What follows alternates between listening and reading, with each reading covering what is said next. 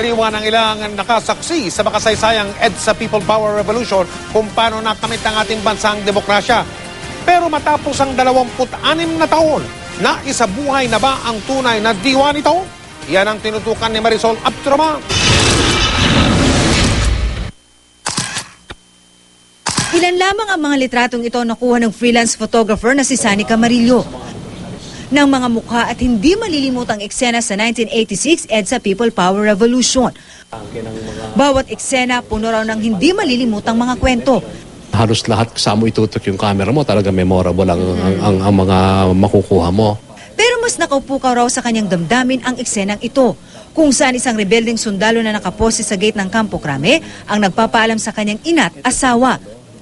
Mama, sabi niya, yung asawa niya at saka yung nanay niya, Mama, nanay, kayo nang bahala sa mga bata kasi mukhang may order na na-receive namin, nalulusog ngayon yung mga kalaban. Maging ang radio announcer na si Bing Formento, hindi napigilang maiyak nang sariwain ang alaala ng EDSA Revolution. Kwento niya, bilang defense reporter noon, siyang naitalaga na mag-cover sa kaganapan sa loob ng Camp Aguinaldo at Camp Crame. Doon isinagawa ang mga pagpupulong ng mga opisyal ng militar at pulisya. Isa siya sa mga reporter na nakapag-cover sa kauna-unahang press conference ni Nanoy PCINP Chief Fidel Ramos at Minister of Defense Juan Ponce Enrile nang i-anunsyo nila ang pagkalas sa Administrasyong Marcos alas 6 ng gabi noong February 22, 1986. Mahirap eh. Yung maalala mo yung makikita mo yung mga sundalo, pareho ng piniporme. Yung isa mayroong katalim pula dito. Nakakalungkot. Sana wag na mangyari ngayon yun. Siyempre, kinakabahan ako dahil nandito kami nung araw na yun sa DND office. Si Relly Herman, miyembro ng August 21 movement na nanguna sa pagmamarcha patungong EDSA kontra Marcos administration, sinabing malaking tagumpay ang 1986 People Power para makamit ng bansa ang demokrasya.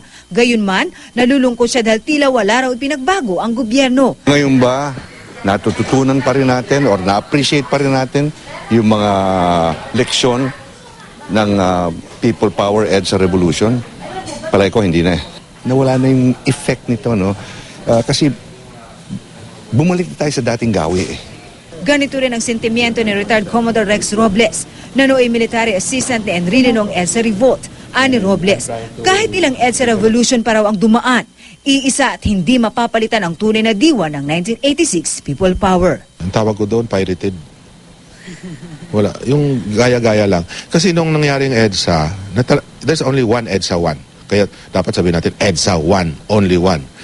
Yung iba, imitasyon. Marisol Abduraman, nakatuto, 24 oras.